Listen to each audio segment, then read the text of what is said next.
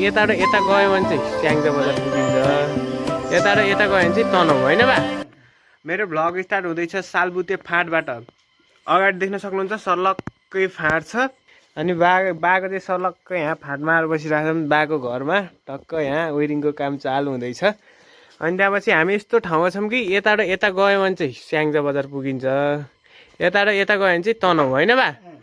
तनहुँ अहिले चाहिँ ऊ त्यो बाटोभन्दा यता आएपछि चाहिँ हामी चाहिँ अहिले कास्की। यो चामल चाहिँ नि 3 वर्ष पुरानो हो क्या, बाले भन्नु कि 3 वर्ष पुरानो रे यो चामल।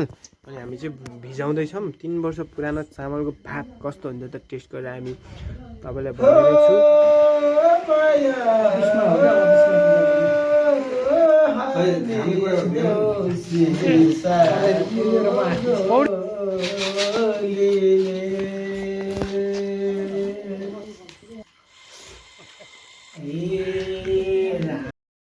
अनि हामीसँग यहाँ बाको चाहिँ टक्क पारामा रेडियो रहेछ। टक्क रेडियो पनि फेरि त्यस्तो खोस्टा क्वालिटीको होइन, यतापट्टि चट्ट पारामा लाइटवाला रेडियो पनि रहेछ। लाइट प्लस बाला एकान्तमा मस्त गाना सुन्नलाई पनि यहाँ रेडियोको व्यवस्थित गर्नुभएको रहेछ बाले। त्यो ग्याङ आज चाहिँ हामी यता खोलातिर छौँ अनि त्यहाँपछि पिकनिक खाने जस्तै कार्यक्रम भइरहेछ। प्लस यहाँ अङ्कलहरूले चाहिँ काम गर्न आउनुहुन्थ्यो अनि म पनि घुम्नु हुन्छ नि त भन्ने हिसाबले चाहिँ आएको। अनि बा चाहिँ 2013 साले हुनुहुन्थ्यो अरे। अनि त्यही पनि अझै पनि खेती किसानी गरिराख्नुहुन्छ। अनि त्यहाँ प्लस बाले चाहिँ होइन यत्तिको डेभलप चाहिँ छ क्या बाको सोच।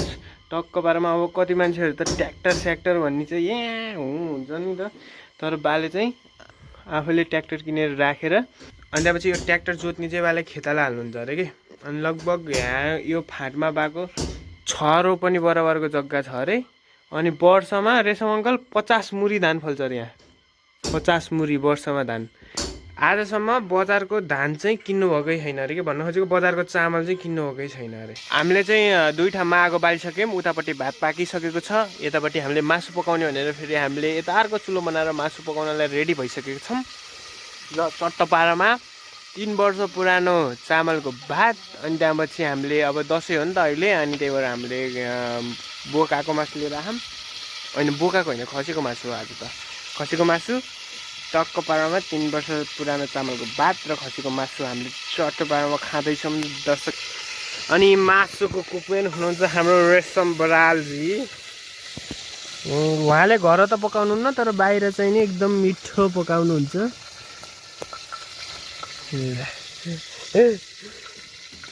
कस्तो अनुभव भइरहेको यसरी आएर खाँदा? यो चाहिँ एकदम रमाइलो भयो फेरि ट्याक्क होइन यो सिस्टमले खाने भनेको एकदम पुरानो हामी पहिला गोठा बस्दाको याद आइरहेको हामीलाई।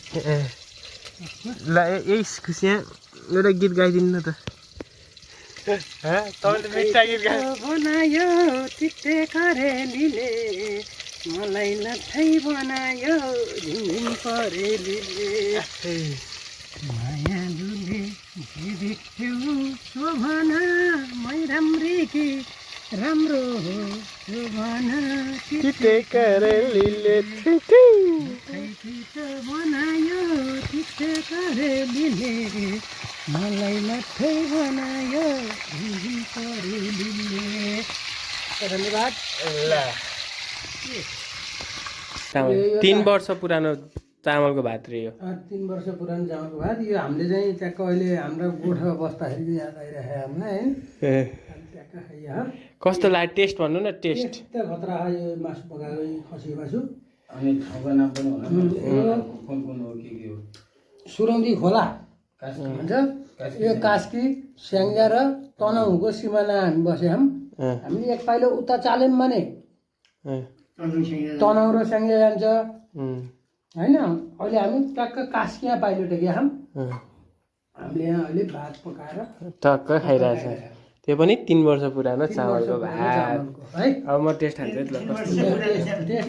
3 वर्ष पुरानो चामलको भात, त्यो पनि आगा पकाएको।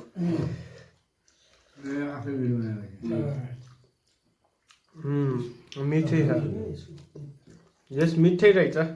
अलिकति तरकारी नुन कम परेछ ठिक छ होइन यहाँको चाहिँ लोकल बोडी र लोकल सिमी र आलुसित भात खान बाँकी नै छ होइन भात होइन यहाँको लोकल सिमी अनि लोकल बोडी र लोकल आलुसित भात खाएपछि र यहाँको चाहिँ के भन्छ अरे अर्ग्यानिक के अरे खोलाको खोल्साको पानी खोलाको माछा र चाहिँ हाम्रो खोला खल्सी के भन्छ पखेराको पानी त्यो पानी खाएपछि तपाईँले चाहिँ जिन्दगीमा नखाएको अनुभव त्यहाँबाट पाउनु मजा लुट्नुहुन्छ होइन ल यो भनेको स्याङ्जा कास्की तनहुँको सिमानाको एकदम अहिले हामी पिकनिक हामी दाजुभाइ बाउछरा स्टाइलको चाहिँ पिकनिक बसिरहेको छौँ ल त्यही हो गाइस 3 वर्ष पुरानो चामलको भात नि खाइयो कसले कति वर्ष पुरानो चामलको भात खानु हो कमेन्ट गर्नु होला हाइएस्ट है